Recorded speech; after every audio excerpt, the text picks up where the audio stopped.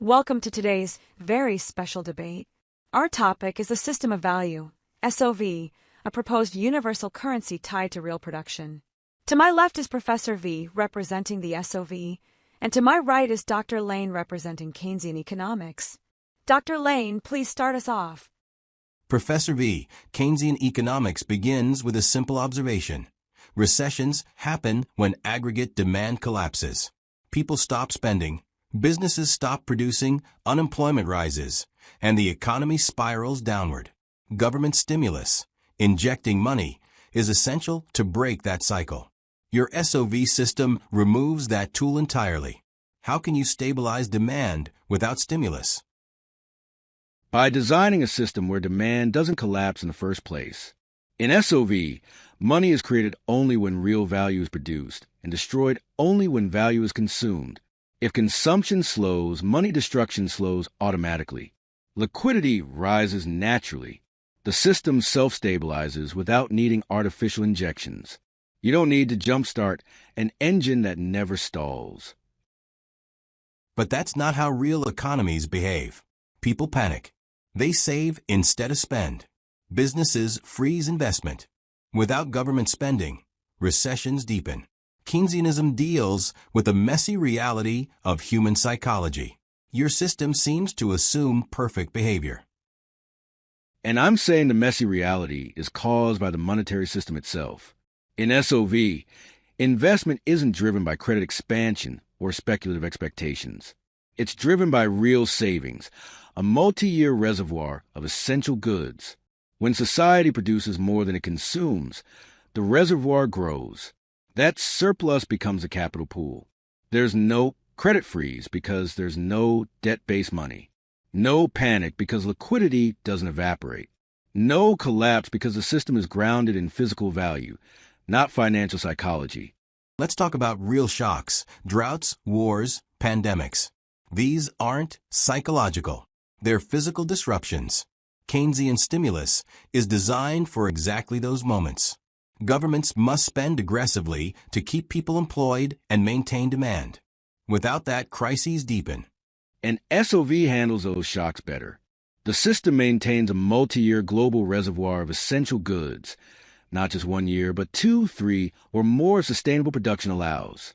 That reservoir is the stimulus. It's real, not financial. During a crisis, the system draws from store value.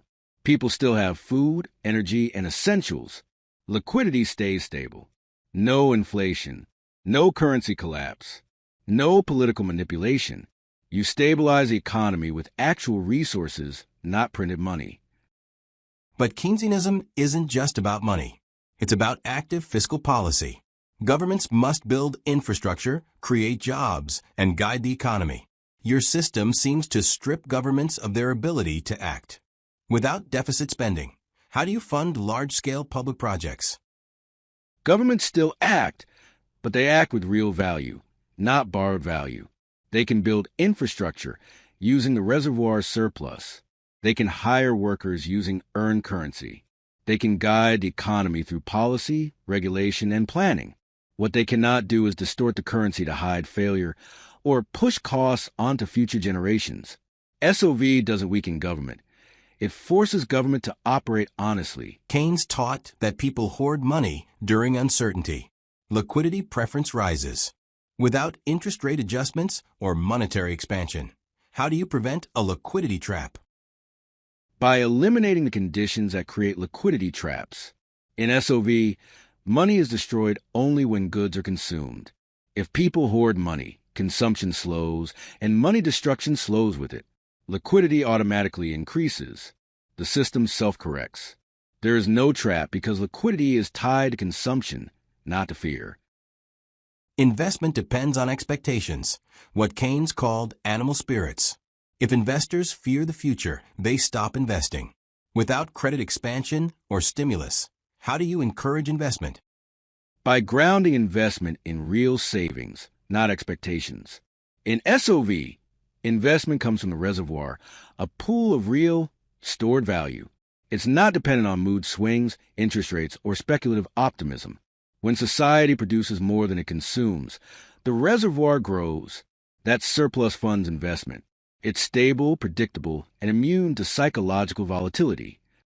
So you're saying, instead of using stimulus to fix recessions, you design the system so recessions don't form. And when shocks do occur, you use real reserves instead of printed money. And because money reflects real production, you avoid the debt cycles and inflation that Keynesian stimulus often creates. Exactly. It's Keynesian stabilization, but grounded in physics, not debt. You get the benefits without the long-term costs. I have to admit, I pushed hard because I assumed SOV was too rigid. But the logic is consistent. If money truly reflected real production, and if a multi-year buffer existed, the need for stimulus would shrink dramatically. The system would stabilize itself. The crises Keynes tried to solve would be far less frequent, maybe even rare. That's the goal, not to fight instability, but to prevent it. Then I think I'm convinced. SOV isn't anti-Keynesian. It's post-Keynesian, a system where the problems Keynes addressed simply don't arise in the same way. I'm switching sides. Well, that's a remarkable conclusion.